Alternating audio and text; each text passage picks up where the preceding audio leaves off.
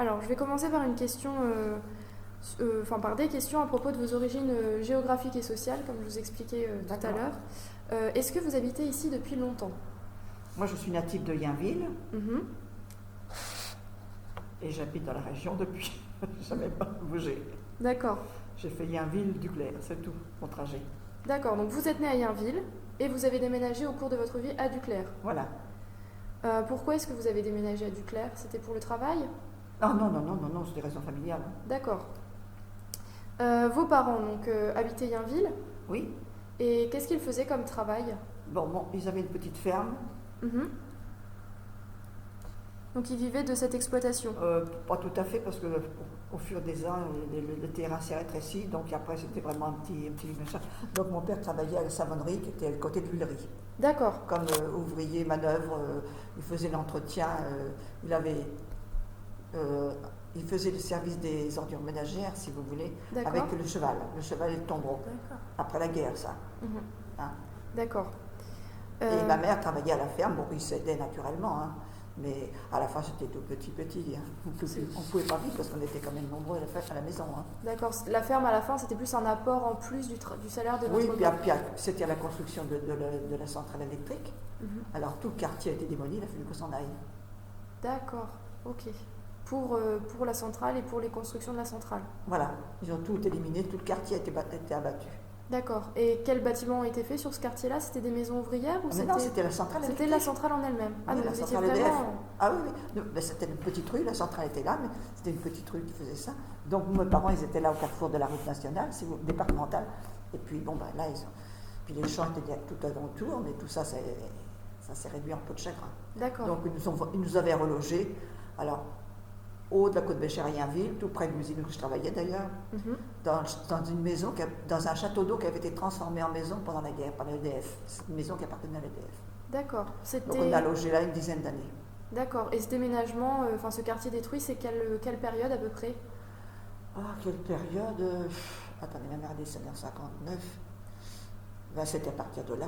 D'accord. En 59, on a déménagé parce qu'elle était malade et on a déménagé, puis elle est décédée après. D'accord. 58 même, 58 parce qu'elle est décédée début 58. D'accord, 1958. Le métier de votre conjoint? Moi, je suis célibataire. D'accord. Donc vous n'avez pas d'enfants? Non. D'accord. Et au sein de votre famille, donc avec vos parents, vos frères et sœurs, est-ce qu'il y avait des valeurs qui ressortaient, une éducation spécifique, quelque chose qui vous a Parce marqué? qu'on était pauvres, hein, on n'avait pas d'argent. Hein. D'accord. Donc il n'y a pas eu d'études de fait. D'accord. Et en termes... À part les deux derniers qui ont pu profiter mon frère et mon jeune frère, qui m'ont décédé avec 11 ans. Donc j'ai pris la relève avec mon père, et puis donc c'est lui qui a suivi des études les plus longues. Hein. Parce que c'était le dernier, donc... Bah oui. Vous aviez combien de frères et sœurs? On était 6. 6, d'accord.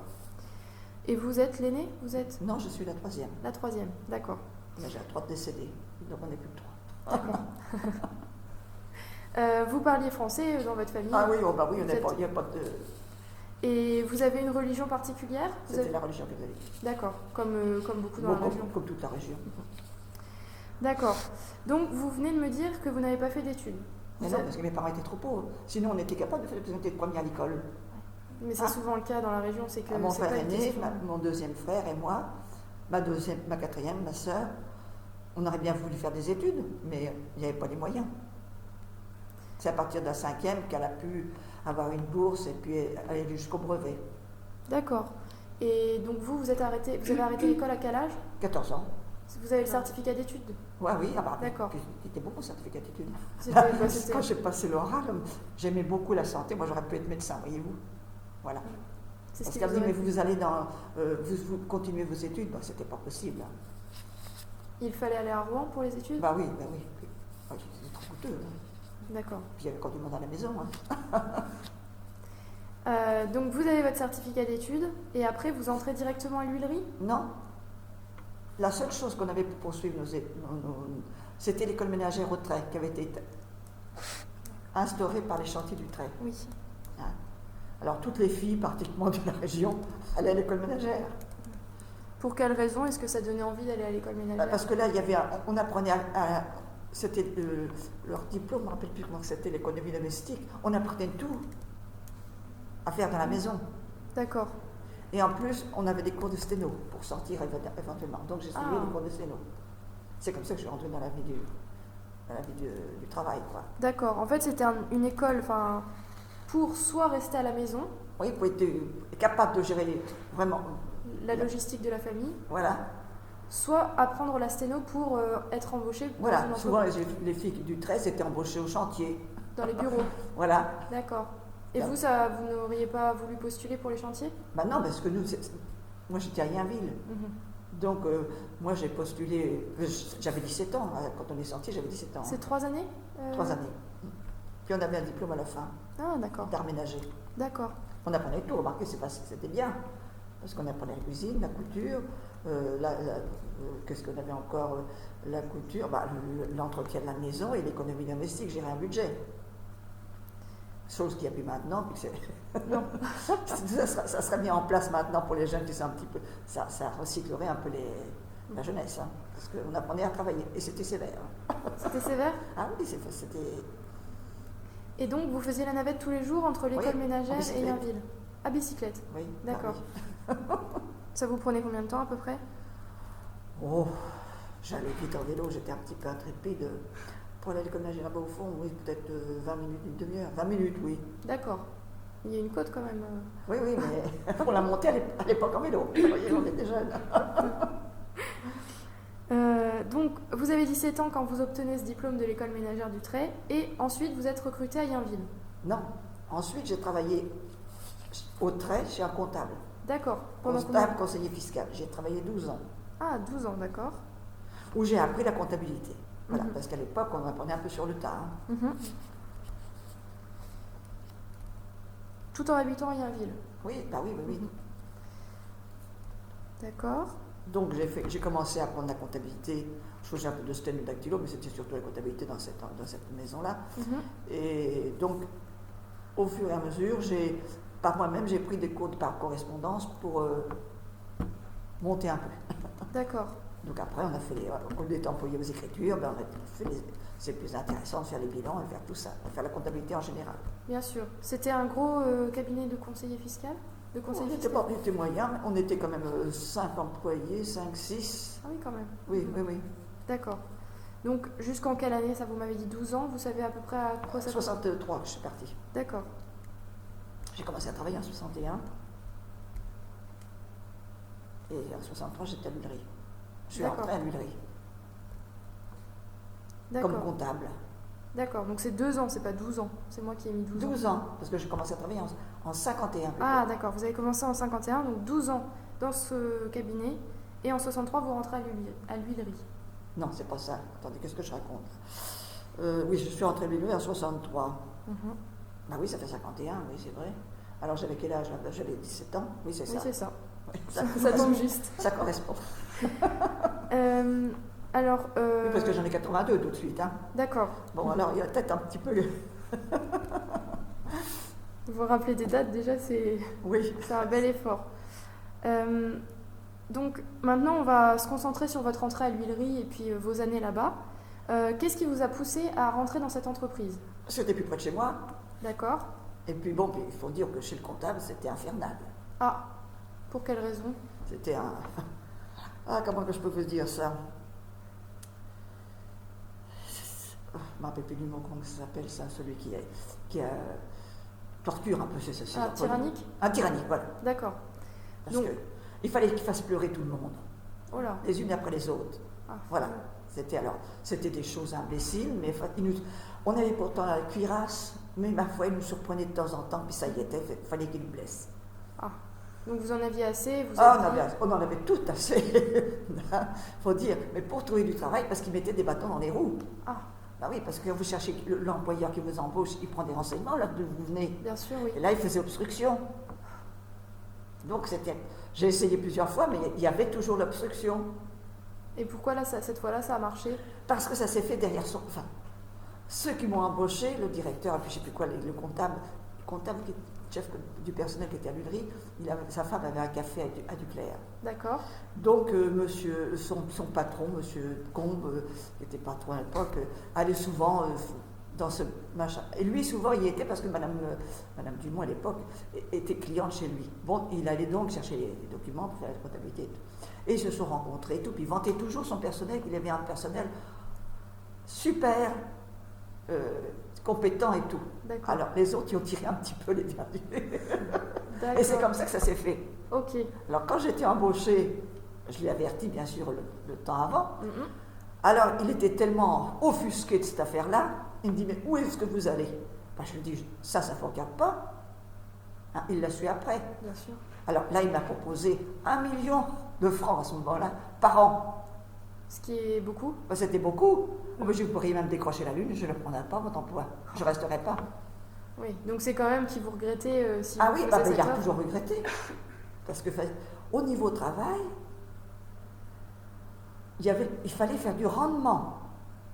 Hein? Il sautait d'un paillasson à l'autre pour écouter si on parlait. Et de temps en temps, il ouvrait la porte pour voir ce que faisait.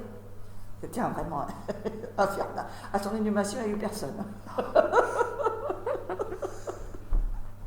Non, parce que je me suis échappée, moi. D'accord, vous avez réussi. J'ai réussi. Et donc, vous entrez à l'huilerie à quel poste au début? Alors, à la comptabilité. D'accord, employé de bureau à la comptabilité. Voilà, c'est ça, je faisais les facturations. Je faisais la comptabilité fournisseur. D'accord. Parce que c'était par mois, à cette époque-là, il y avait beaucoup de personnel. Mhm. Comptabilité fournisseur, règlement des factures, vérification des factures et tout ce truc-là. Et je faisais un peu d'actu au secrétariat là, à ce moment-là. D'accord.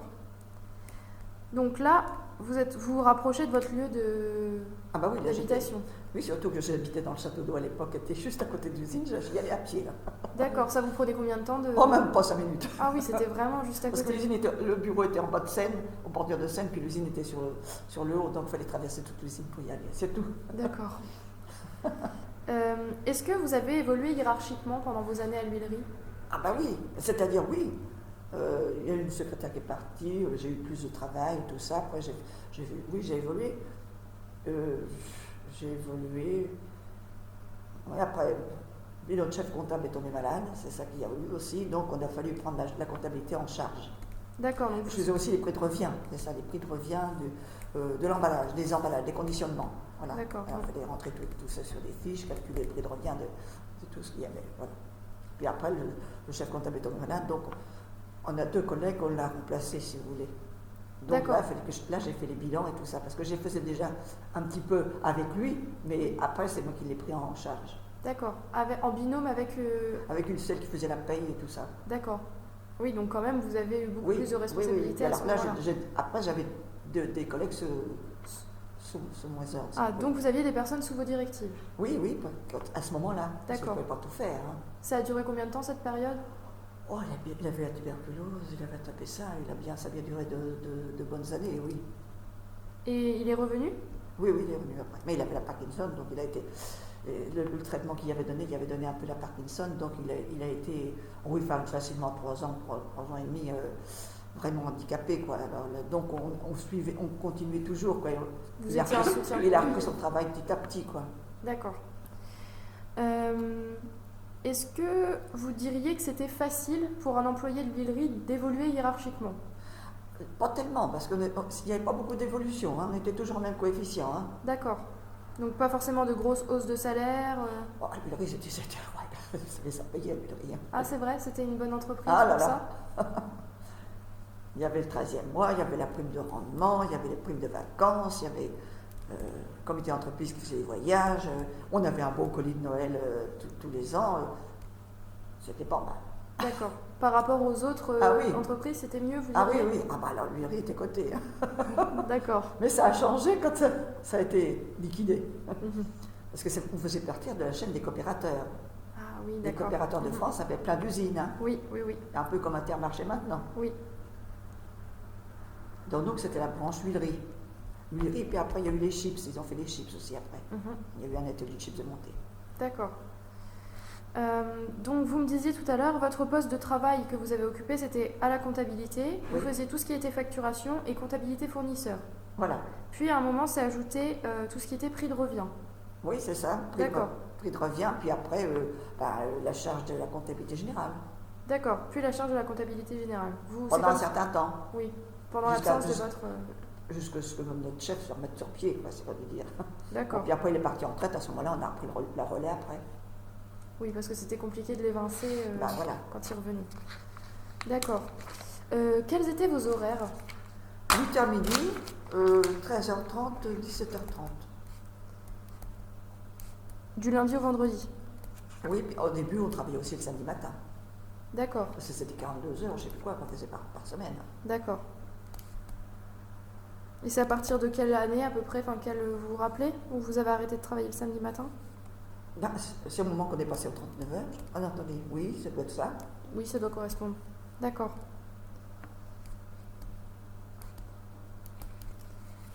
Ok. Alors,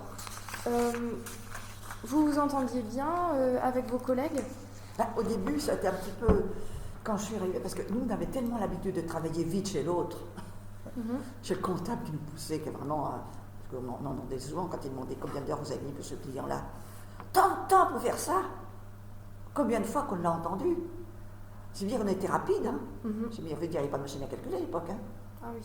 Hein? Alors les additions comme ça, avec cette concorde.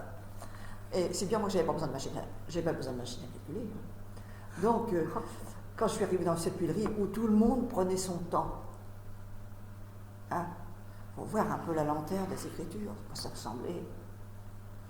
Alors j'étais un petit peu mal vue au début parce que je savais trop vite.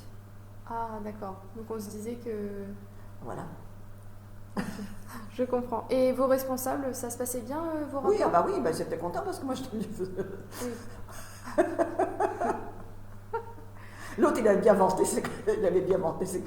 les qualités de son personnel. Hein.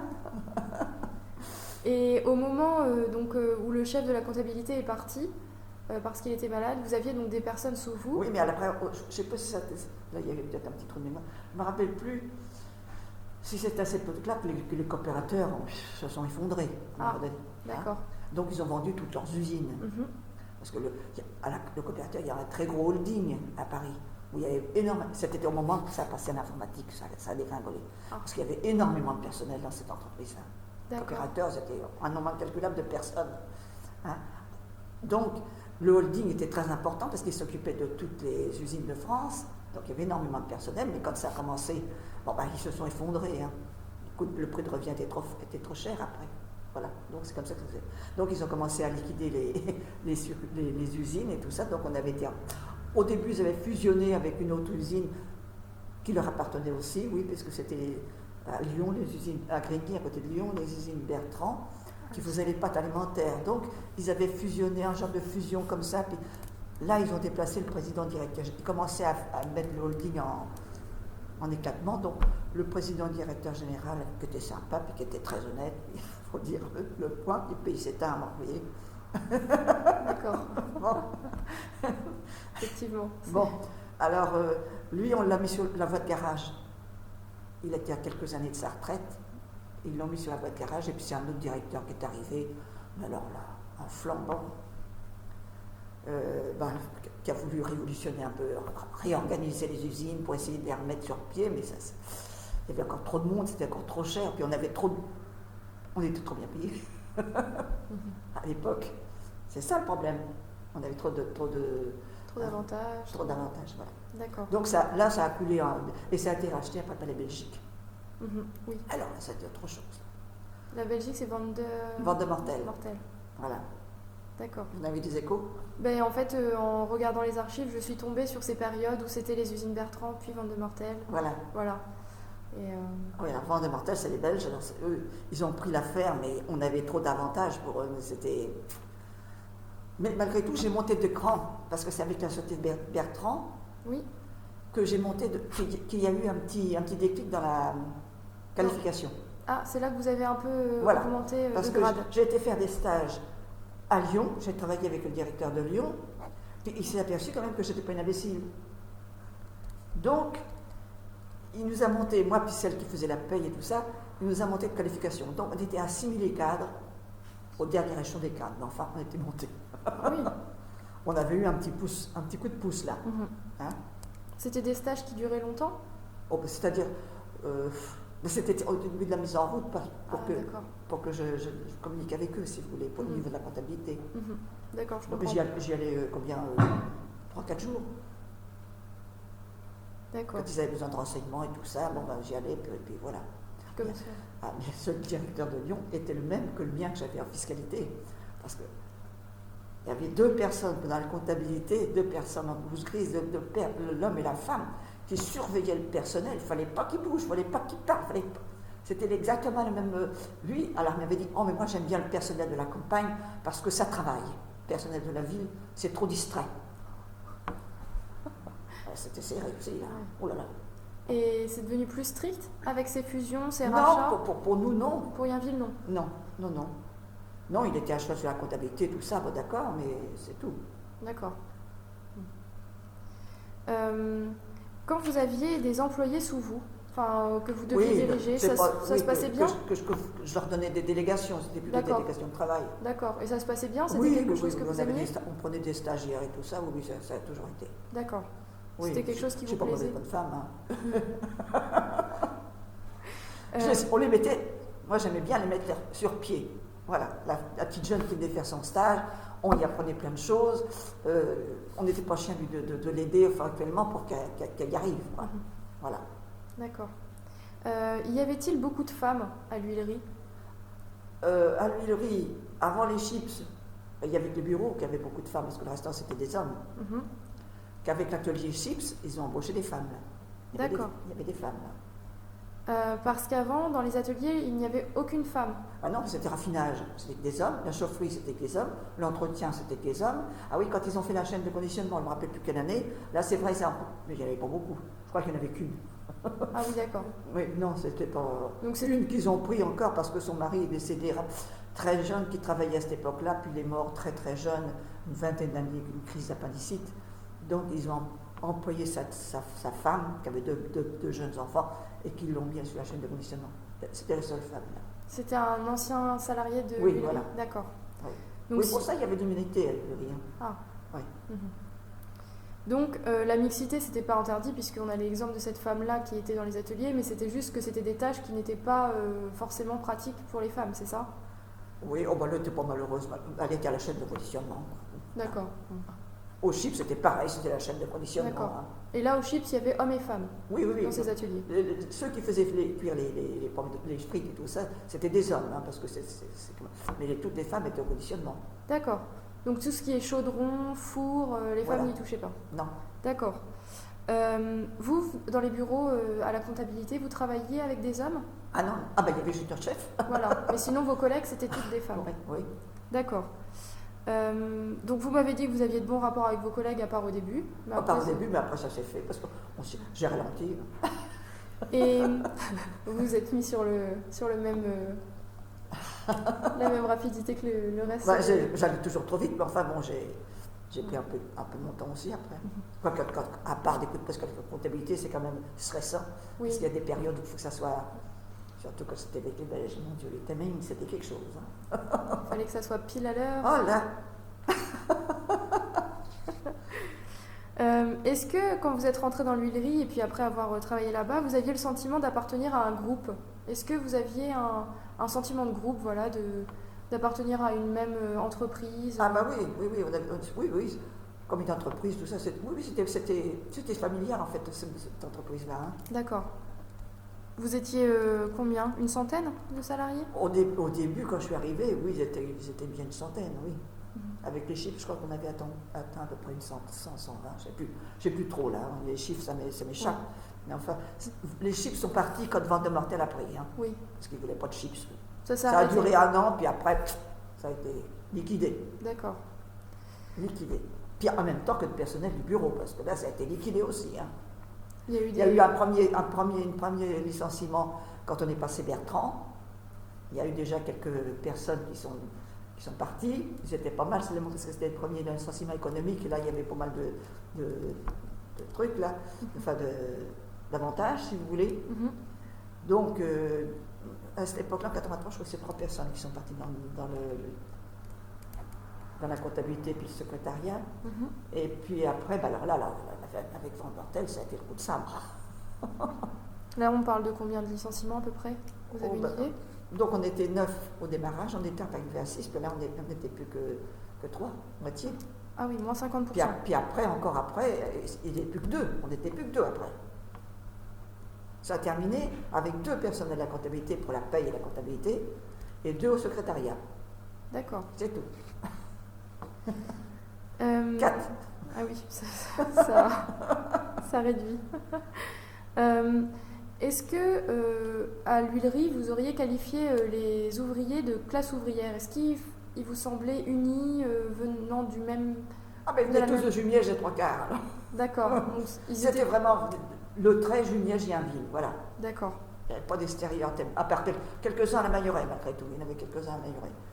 Enfin, c'était les environs. Hein. Oui, d'accord. Mais le gros lot, c'était Jumièges. Hein.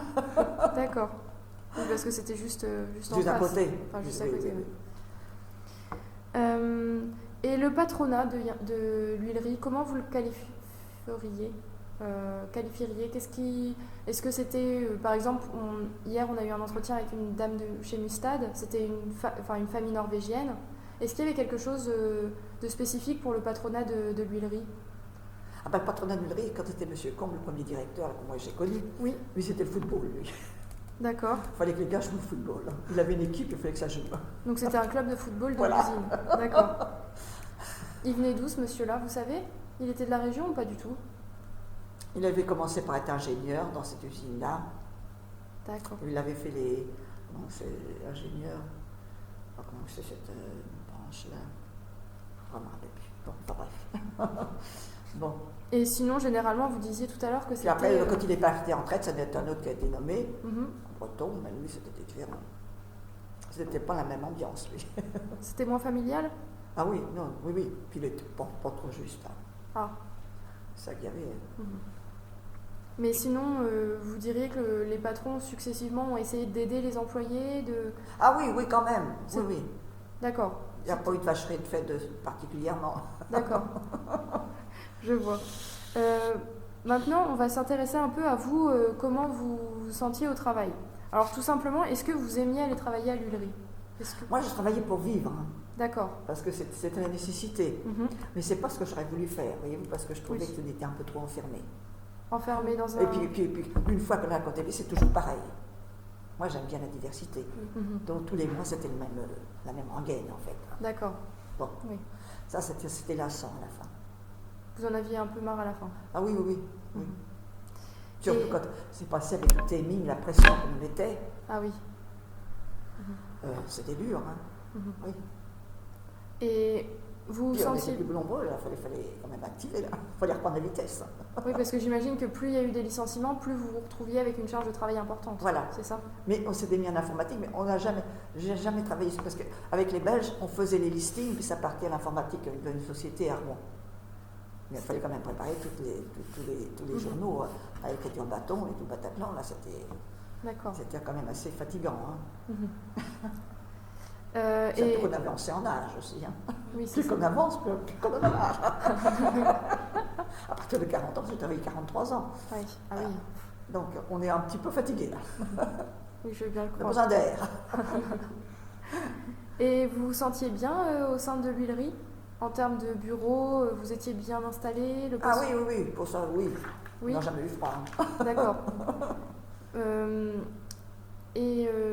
Comment est-ce que vous qualifieriez le lieu de travail? Est-ce que c'était, donc vous disiez, c'était bien chauffé?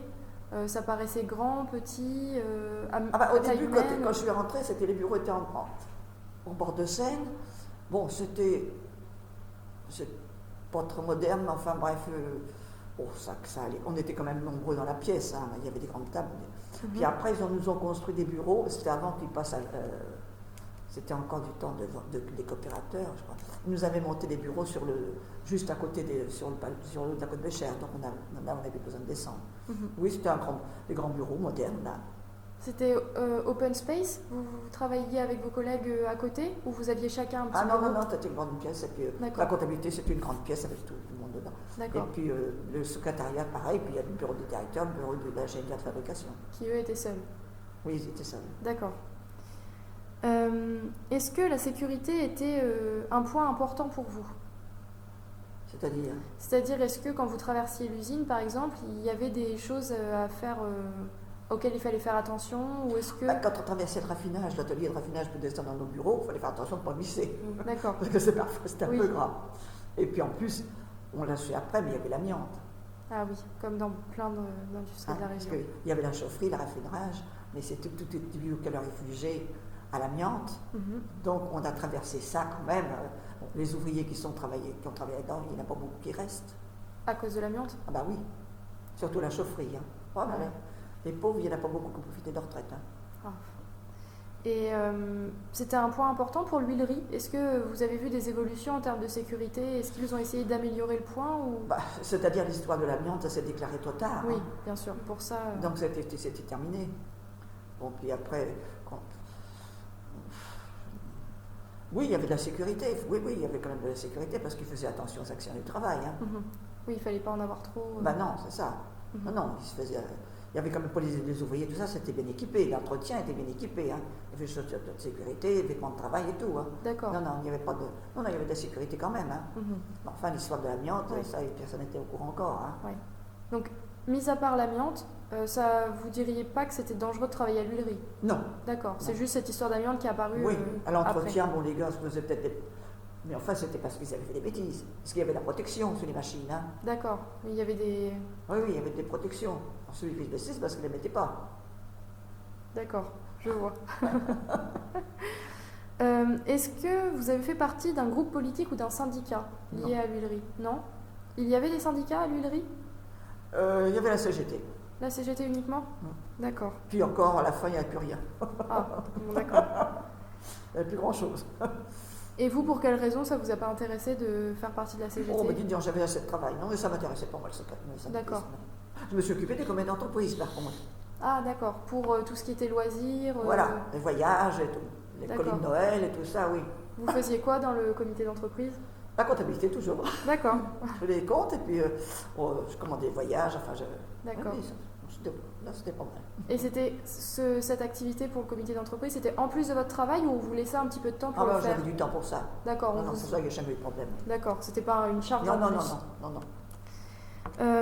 Ah oui, en plus de ma comptabilité, c'est vrai qu'à la fin, je faisais les déclarations fiscales, les douanes, parce qu'on recevait tout par oui. déclaration de douane. Oui, et puis oui, c'est ça, chiffre d'affaires et tout le bazar. Hein. Et ça, c'est parce qu'en fait, à un moment, il a fallu s'occuper des douanes et on vous a dit, madame, on aimerait que vous le fassiez? Oui, c'est ça. Oui, ça s'est fait quand on est passé vers... Non, c'était même avant Bertrand. Oui, même avant Bertrand. J'étais dans les douanes de bonheur, oui. D'accord. Parce que j'ai remplacé la bonne dame qui faisait ça. D'accord, je comprends. Donc ça, Et c'était encore en plus. au début, c'était que des bateaux. Donc c'était des grosses quantités, c'était pas difficile à payer. Mais après, avec les Belges, c'était que par des citernes. Alors, il y en avait beaucoup. Hein. Ah, c'était plus minutieux parce qu'il y avait plus de... Oui. D'accord. Ah oui, parce qu'au début, c'était que de l'arachide. Hein. Oui. Puis après, il y a eu le tournesol, il y a eu le colza, il y a eu le soja et le maïs. Ah oui. Donc tout ça en plus à déclarer. Voilà, bon, il y a des produits qui venaient de France, mais il y en a d'autres qui venaient beaucoup de Belgique et puis d'Amsterdam. Il y a beaucoup qui venaient d'Argentine, tout ça, des huiles de soja. D'accord. Tout ça, c'était importé d'Amérique du Sud, donc ça passait par Amsterdam, puis ça revenait par chez nous. Alors là, il y avait des déclarations de douane à chaque fois. Est-ce que vous avez fait partie d'un club interne à l'entreprise? À part le comité d'entreprise où vous faisiez les voyages? Il n'y avait pas? C'était une petite boîte. Hein. D'accord. À part le football avec monsieur... Oui. Ben, jusqu'avec lui, parce qu'après, c'était fini. Sinon, c'était... D'accord. Quand il a pris sa retraite, c'était fini tout ça. Donc, il n'y avait pas de club à part... Non. D'accord. Parce que... D'accord. Et est-ce que vous avez connu au cours de votre carrière des grèves importantes? Ah ben, c'était mai 68 que c'était en 68 qu'il y a eu le Trafalgar. Là, on a fait grève. En mai 68, vous avez fait grève? Oui. Là, on a fermé la boutique, là. Ça, c'est vrai que tout le monde a fait grève, là. Comme tout le monde, d'ailleurs, hein, parce que c'était général. Ça a duré longtemps, vous vous souvenez? Oh, ça a bien oui, ça a quand même duré plus d'une vingtaine de jours. Je ne sais plus combien de temps, ça, je ne peux pas vous dire, mais ça a duré quand même. J'avais mon frère aîné qui était syndicaliste, et alors, à la CFDT, il était, comment dirais-je, c'est lui qui s'occupait du département d'Arcy-Maritime, donc il faisait des manifestations, il y avait beaucoup de... Donc là, on est assisté à tout ça. D'accord, vous avez fait des manifestations pour Ce que j'ai défilé une fois, peut-être, c'est tout. D'accord. Oui. Mais en tout cas, l'usine était fermée et Ah vous oui, n'alliez oui, pas travailler. c'était blocus pour tout le monde. D'accord. Et donc, vous vous rappelez que de cette date de mai 68, sinon il n'y a pas eu Non, il n'y a pas eu de... Non. D'accord. Est-ce que vous aviez l'habitude de voir vos collègues en dehors de l'entreprise? En dehors du temps de travail? Bon, quand on se rencontrait, oui, quand on allait faire nos courses, tout ça, oui. Oui, quelquefois, oui. D'accord. Mais ce n'était pas forcément des activités prévues avec eux? Non, non, non. D'accord. Donc, vous habitiez dans quel type de maison? C'était pas du tout une maison construite pour les ouvriers de l'huilerie? Ah non, non, non. Quand mes parents avaient été évacués par l'EDF, oui. Donc on nous avait relogés dans une maison qui avait servi pendant la guerre pour les gens d'EDF, mais qui était une maison qui était déclassée, donc on a habité là pendant 10 ans. Ma mère est décédée en cours de route, ma mère est décédée en 59. Donc mon père, ma dernière sœur, mon jeune frère qui avait que 11 ans, et moi, nous sommes habités dans cette maison-là. D'accord. Et là, on y restait un certain temps, oui. Et en tant que locataire? Oui. D'accord. Oui. Mhm. Et après, mon père s'est remarié, mon frère, il a fait ses études, et puis bon, bref. Moi, après, j'étais un peu libre, si vous voulez. Donc, après, je suis à l'habitude nucléaire. C'est comme ça que je suis partie à nucléaire en 70. D'accord. Dans une maison? Oui, que j'ai acheté une petite maison. D'accord, vous avez acheté une petite maison. J'avais pas beaucoup de sous, mais je me suis mis un gros collier sur le dos. Donc, les loisirs, pour moi, il n'y en a pas eu beaucoup. Hein. Parce que vous avez acheté cette maison? Ben voilà, il fallait que je travaille. Hein. Je faisais le jardin, je faisais tout ça. Hein. Ah oui. Puis, bon, puis après, il y a eu des histoires de famille, donc j'ai aidé la famille, tout ça. Donc, non, j'ai pas eu beaucoup de loisirs. Moi. D'accord. Quoique je me suis quand même payé quelques belles... Parce que j'ai été aussi en déplacement à Paris, c'est ça.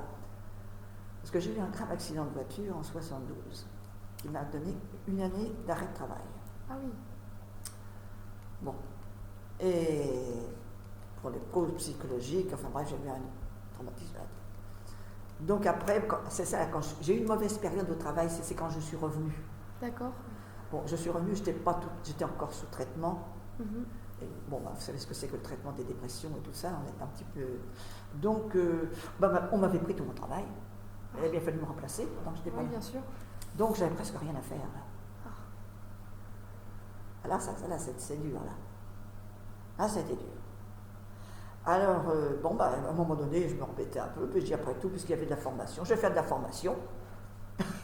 ça va me dégager Et c'est là que j'ai fait, je ne savais pas ce que c'était, module de développement personnel. J'ai pris ça comme ça, au top. Je ne m'attendais pas à ce que c'était. Mais, ça m'a fait un bien énorme. Et c'était financé par l'huilerie? Ah bah oui, c'était dans le cadre de la formation professionnelle. D'accord. Et c'était à Paris? Non, c'était à Rouen. Ah, c'était à Rouen. C'était à Rouen. Et là, ça m'a... Tout s'est remis en ordre. C'est fantastique. C'est une psychanalyse, en fait, de groupe. D'accord. Il faut bien la comprendre. J'étais encore sous médicaments, c'est pour ça que ça a bien réussi. C'est ce que l'analyste m'a dit. Hein, parce que moi, je suis sortie, mais c'était l'éclosion. Ah oui, beaucoup mieux que... Tout était parti. Vous voyez, tout s'est recollé. Parce que j'avais eu une rupture de psychisme, qu'ils avaient appelé ça à l'hôpital Saint-Étienne de Vouvray. Hein. Donc, tout est dispersé dans la famille, tout est, même au travail, tout est disloqué. Il fallait que tout se remette en place. Et cette formation a permis de remettre en place? Oui, parce que ça faisait déjà un bon moment que ça a duré 8 ans, mon truc, hein, mon traitement. Donc, ça m'a permis, la psychanalyste, on faisait des dessins, il y avait tout un tas de trucs, je ne sais pas comment vous savez comment c'est les psychanalystes, mais enfin, il n'y avait pas tellement de bonnes questions, mais c'était surtout des trucs.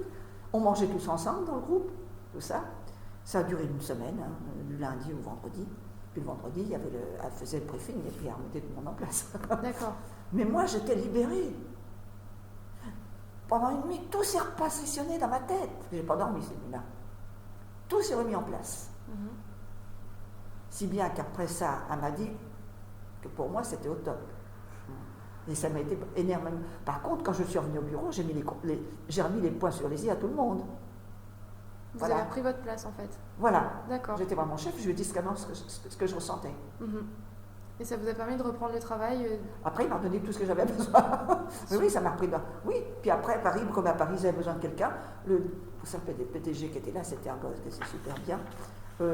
Ils avaient besoin de. Comme ils n'avaient plus beaucoup de personnes, ils me prenaient de temps en temps, une semaine. J'allais travailler à Paris avec eux. D'accord. Vous les suiviez en rendez-vous ou des choses comme ça? Non, je ne sais plus trop ce que j'y faisais d'ailleurs, mais enfin bref, ça m'a permis de sortir de mon. De vous aérer. De m'aérer. Alors c'est là que j'ai visité les peintres, j'aimais bien les peintures, ils me logeaient souvent à Montmartre, c'était bien. Ah oui.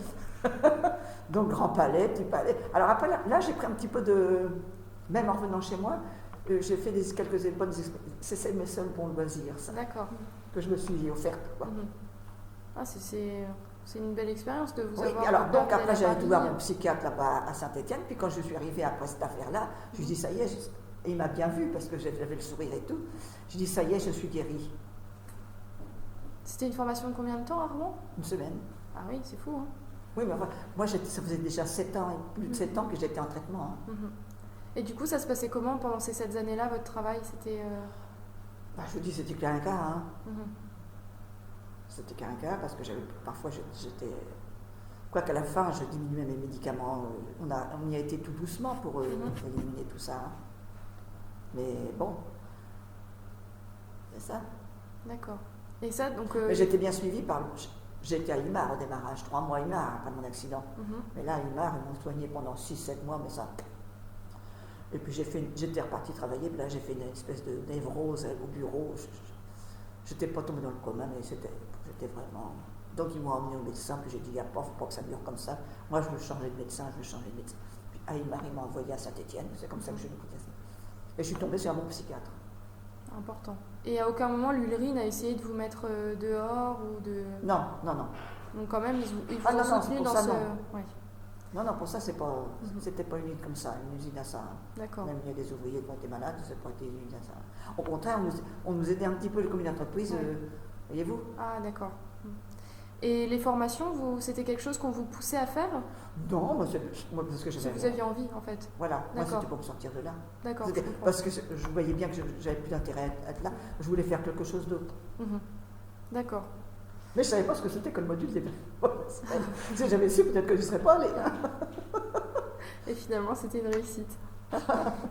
Et je reviens juste rapidement à votre maison à Duclerc que vous avez achetée. Vous vous sentiez bien dans cette maison? C'était une petite maison, dans un petit pâté de maison, c'était une petite maison. Oui, je me suis retrouvée indépendante là, parce que toute ma vie j'étais avec mon père, mon frère et tout ça. Hein. Bon, là je me suis retrouvée un peu libre, si on veut. Et vous avez pu acheter grâce au salaire de l'huilerie? Vous pensez que si vous avez été ailleurs... Pas cher, elle valait 45 000 francs ma maison à l'époque. Hein. D'accord. Bon, mais enfin j'avais que 5 000 francs d'abord. J'avais emprunté 40. Donc j'ai travaillé, en fait, j'ai travaillé un petit peu à côté. Hein. Ça, c'est entre parenthèses. Ah oui, d'accord. Pour pouvoir arrondir les fins de mois. Mais là, je travaille dur. Hein. Ah oui, pour rembourser ce crédit. Ben voilà, c'est un petit peu pour ça aussi, après mon accident. J'étais très fatiguée au moment de l'accident de ma voiture. Certainement, cette fatigue-là, ça a dû perturber un peu ça. C'est sûr. Donc, vous m'avez dit que vous avez connu 2 rachats à l'huilerie, par Bertrand et par Van de Mortel. C'était pas un rachat, c'était une fusion, là, Bertrand. C'était avec les usines de Lyon, donc c'était une fusion. Oui. Et Van de Mortel, c'est un rachat. Ah, c'est un rachat. D'accord. L'usine de pâte a été vendue à quelqu'un d'autre, tout a été dispersé. Les usines de Bretagne, les usines de chocolat, tout a été dispersé. D'accord. Et vous avez quitté l'huilerie en quelle année? À ma retraite, à 94. Donc en 1994. Et pour quelle raison vous êtes parti? Enfin, vous êtes parti parce que l'usine fermait, on vous a mis en retraite? Non, mais c'est ça. Alors là, c'était un petit coup de vache, là. Ah. Bon, parce que moi, je suis née en octobre.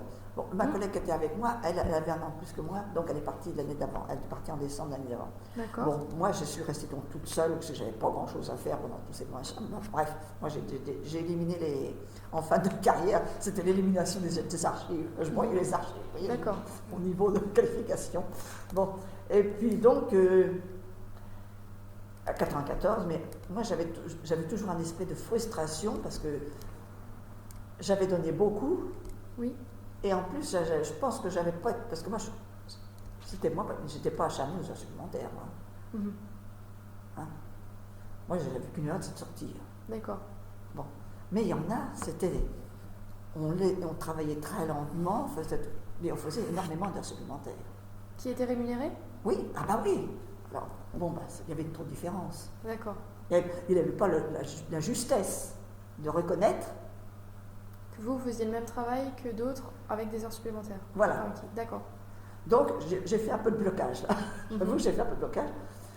94, j'ai fait un peu j'ai bloqué pendant un mois à peu près, que j'avais pas dit que je prenais ma retraite. D'accord. Alors, il tournait en rond, hein, parce qu'il dit seulement, j'ai pas su que 6 mois après, il fermait la boutique. Il fermait l'usine. Alors, je pense qu'ils auraient dû nous le dire à nous deux qui restaient. Oui. Bon, on vous garde jusque-là parce que les avantages ne sont pas les mêmes. Parce qu'il y avait plus d'avantages à partir parce que l'usine fermait. Oui, c'est ça. C'était licenciement économique, là, départ en retraite. Ça, personne ne vous l'a dit. Non, non. D'accord. C'est ça le problème. Et c'est ça qu'on lui a voulu à celui-là. Ah oui. Vous l'avez dit? Non, on ne savait pas à l'époque qu'on l'a su quelques mois. Vous êtes parti en retraite et vous avez vu en fait que 6 mois plus tard, c'était l'usine fermée. D'accord. Il n'y avait presque plus personne. Ils avaient replacé, ils avaient construit une autre usine à Grand-Quevilly, donc Cargill, cette société-là, où c'est que le personnel qui était encore jeune est parti travailler là-bas. Au secrétariat, ils étaient plus que 2. Bon, il y en a une qui ne sont pas prises, je pense, parce qu'elle a trop abusé des heures supplémentaires, sûrement. Enfin bref, ça c'est entre parenthèses. Donc ils ont pris que alors il m'avait dit de former la deuxième personne à la comptabilité. D'accord. Pour faire les écritures, tout ça. Bon, donc surtout les redressements de comptabilité, que c'est important. Il faut voir un peu qu'est-ce qui va pas, qu'est-ce qui. Hein. Donc je l'avais mis les prévisions et tout ça, je l'avais bien appris, si vous voulez. Donc quand elle est partie là-bas dans la comptabilité, ils ont trouvé qu'elle était au point. D'accord. Bon, voilà. Alors il y a juste elle qui est partie, parce que le secrétaire n'a pas voulu y aller, parce que c'était un peu. Donc elle a cherché à travailler. Elle travaillait sur Pont de Mer, ça il faisait trop loin, puis elle a vu que ce n'était pas la même ambiance, qu'elle n'était plus patronne, qu'elle était employée, ça n'a pas été, elle s'est mise au chômage. Bon. Mais moi c'était là. Donc ils m'ont donné un petit supplément, puis je suis partie. Mais enfin j'ai dit, là ils nous ont fait une vacherie. Parce qu'ils auraient pu nous garder. Il y avait du travail assez pour 4. Mais les Belges avaient dû certainement les commander. Hein. On aurait pu faire un peu de forcing si on l'avait su. Oui, pour partir avec plus d'avantages. Voilà. Ça c'était. Ah mais comme j'étais en j'ai pas fait de pot de départ. Hein. Terminé. Je suis partie. Ah oui, la fin n'était pas vraiment. Ah non, je suis partie contrariée. Hein. Non. Et ça reflète pas du tout, par contre, le sentiment que vous avez eu sur toutes les années d'avant. Non. D'accord. Non, la dernière année. C'est juste la dernière année. Oui. Dû au rachat, vous pensez? Ah bah oui. Et pour conclure, dernière question. Quel est le mot ou l'expression qui, selon vous, représente le mieux votre expérience à l'huilerie? Comment est-ce que vous résumeriez très vite vos années à l'huilerie? Qu'est-ce que ça vous inspire? Bon, j'avais mon lieu de travail tout près de chez moi. Je n'allais pas aller faire la route comme ceux qui travaillaient à Rouen et tout ça. C'est vrai qu'on était relativement tranquille en fait. Hein, il y avait la sécurité quand même de l'emploi. D'accord. Hein, c'est ça. Mais, question. Oui, puis il y avait quand même une bonne ambiance, quoi. Hein. Oui, il y avait quand même une bonne. Surtout quand on était nombreux au bureau, quand le patron partait, là. Il y avait une bonne ambiance. D'accord. Bon, on a terminé. Je vous remercie vraiment beaucoup. Voilà.